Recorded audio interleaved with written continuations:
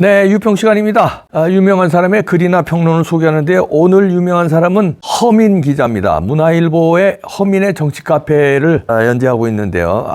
이분 또 독특한 그 필력이 있죠. 오늘 제목도요. 보면은 승자의 저주에 걸린 이재명 공천 내전 확산된 리더십 휘청 이런 제목인데요. 부제목 보니까 민주당과 승자의 저주, 공천 놓고 친문 구주류 대 친명 신주류 집안 싸움 치열, 거대 정당 공천 파열음에 중도층 동요, 통합과 혁신 선거 공식 잊은 민주당 문명 충돌로 지지층 이탈된 지도체제 변동을 수도. 일단 그대로 읽어드립니다. 제22대 총선 회일이 50일 앞둔 제1야당 더불어민주당이 휘청거린다. 공천 파열음에 따른 중도층의 동요가 특히 눈에 띈다. 국회로 대거 진출하려는 친명 도전 세력이 비집고 들어가기엔 친문 기득권 세력의 저항이 거세다. 승자의 저주는 친문과 친명 간 문명 충돌로 파괴적 속성을 드러내고 있다. 818호실 논란. 민주당과 4년 전 21대 총선에서 너무 많은 의석을 얻었다. 수도권의 경우 121석 가운데 100석가량이 민주당 영토다. 기득권을 지키려는 친문 구주류와 이를 빼앗으려는 친명 신주류 간의 집안 싸움이 본선보다 치열할 정도다. 유권자가 특정 정당에 대한 지지를 철회하는 가장 큰 동기는 당의 내분이다. 민주당은 바로 이 모습을 보여주고 있다. 이재명이 비례대표 선거제도를 연동형으로 유지하면서 민주당 목의 파이가 줄어들자 문명 충돌은 더 험악해졌다. 공천 갈등이 내홍을 넘어 내전으로 불거질 수밖에 없는 토양이다. 너무 많은 의석을 가진 민주당의 공천은 승자의 저주를 분명히 드러내는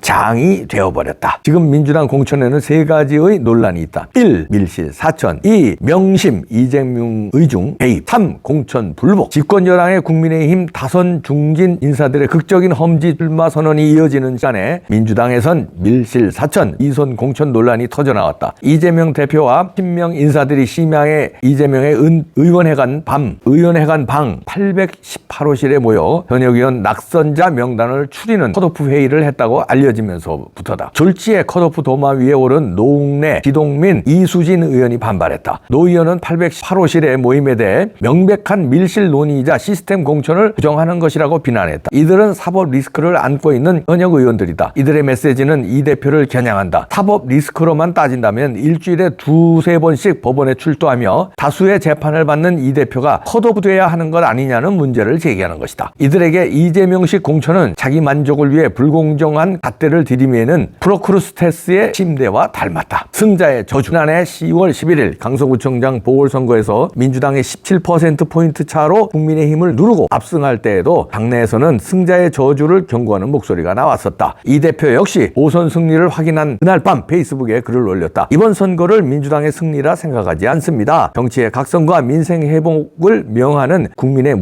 매서운 회초리입니다. 한때 집권당이던 민주당의 안일했음과 더 치열하지 못했음과 부족함을 다시 한번 성찰합니다. 승자의 저주에 빠질 가능성을 경계한 것인데 말뿐이었다. 반짝 효과에 취한 당내에서 200석 압승론이 횡행했고 이재명도 이에 편승했다. 이재명이 장악한 민주당 공천 지도부가 친명 대거 국회 진입 작전에 몰두하면서 불출마 압박을 받거나 공천에서 배제된 인사들이 줄줄이 반발 불복하고 있다. 다선 친문 출신의 국회 부의장 김영주 의원은 9일 현역 의원 평가 하위 20% 통보를 받자 모멸감을 느낀다며 탈당을 선언했다. 총갑석, 홍영표, 이인영 의원 지역구에서는 이들의 이름을 빼고 친명 인사만 넣는 여론조사가 실시됐다는 주장이 이어졌다. 해당 조사를 돌린 기관은 이재명의 성남 시절 여론조사 용역에 참여한 업체로 드러났다. 홍 의원은 이재명의 비선 조직에서 조사한 거냐고 반발했다. 앞서 이낙연 전 대표와 원칙과 상식 소속 현역 3인방은 탈당해 제3지대 신당을 창당했다. 삼선의 전병헌, 유승희 전 의원도 이재명 사당화를 비판하고 탈당했다. 곳곳에서 친문 진영에 대한 친명 그룹의 광범위한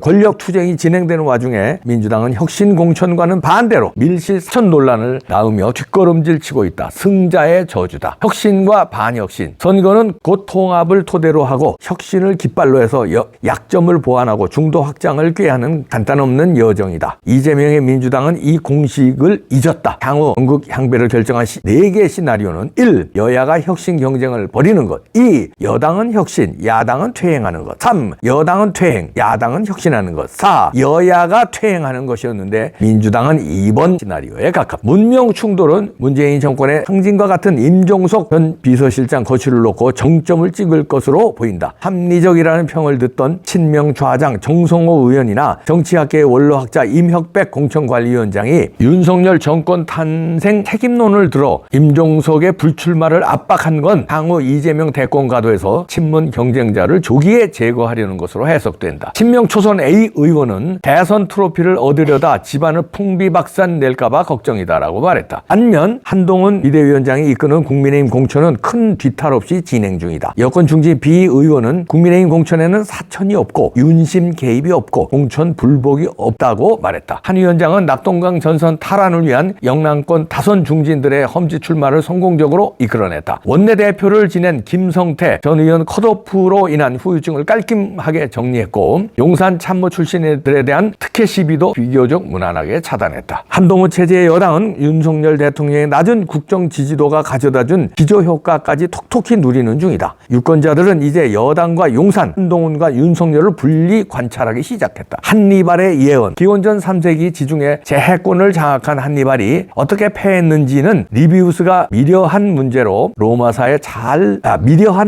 남긴 로마사에 잘 담겨있다. 한니발은 로마의 마지막 전쟁을 앞두고 예언 같은 말을 내뱉는다. 강대국이 언제까지 평화로울 수는 없다. 국내 외의 전쟁이 없다 해도 국내에 적을 갖게 되기 때문이다. 한니발은 조국 카르타고의 내분으로 참패한다. 대한민국 의회 권력을 장악한 이재명 대표도 승자의 저주와 마주하고 있다. 공천 내전에 확산하고 중도 이탈이 가속하면 지도력 약화는 필연적이다. 승자의 저주를 막지 못한다면 민주당 지도체제 변동 논의가 불붙을 가능성도 배제할 수 없다. 민주당 의원들의 텔레그램 단체방에는 벌써 이재명 2선 후퇴를 요구하는 공개 반발이 나오고 있다. 이렇게 허민 기자, 행정학 박사이기도 하죠. 허민의 정치 카페에서 아주 길랄하게 분석을 잘했습니다. 여기서 이제 용어 설명도 곁들였는데 프로크루스테스의 저주라고 그랬는데 프로크루스테스는 이제 그리스 신화에 나오는 악당이죠. 사람의 이제 자기 철침대를 놓고 이 침대 갖다가 끌어놨다가 침대보다 키가 크면 머리를 잘라버리고 침대보다 작으면 늘려서 찢어 죽이고 이런 아주 악행을 저질렀는데 그 승자의 저주 위너스 코스라는 이거는 이제 경쟁에는 이겼지만 과도한 출혈로 상당한 후유증을 겪는다는 그 경제학 용어인데요. 이카루스 패러독스나 히로스의 승리와 같은 요구이죠. 여기서 나오는 또 808호실 논란이라는 거는 이거 이재명의 그 방을 얘기하는 겁니다. 여기서 이제 그 이재명 측근들이 모여서 컷오프 회의를 다시 말해서 밀실 사천 논란을 벌였던 그 방 이름이죠. 승자의 저주에 걸렸다. 요 승자의 저주는 이제 여러 가지로 해석될 수 있는데요. 현민의 정치 카페에서 잘 분석했지만 지난 그 보궐선거 강서구청장 선거의 승리에 취한 그 승자의 저주. 그다음에 이재명은 자기가 그 당권을 장악했잖아요. 요 승자의 저주. 그리고 4.15 총선에서 민주당은 너무 많은 의석을 확보했기 때문에 이 사람들을 배분을 해줘야 되거든요. 자리가 너무 많이 민주당이 친명이 아니라 친문이 그때 이겼잖아요. 근데 친문들이 너무 많은 의석을 확보했는데 이 친문들을 쳐내려니까 쳐낼 사람이 너무 많은 거예요. 여기에 친명을 꽂으려니까 이건 민주당의 승자의 저주에 걸렸다. 이재명은 자기가 공천권을 장악하면서 승자의 저주에 걸리고 민주당과 이재명 전체는 강서구청장 선거 승리하면서 취해가지고 승자의 저주에 걸렸다. 이재명 승자의 저주에서 이제 감옥으로 가는데 여기 나온 그 그로테스크 발음이 잘 안 되네.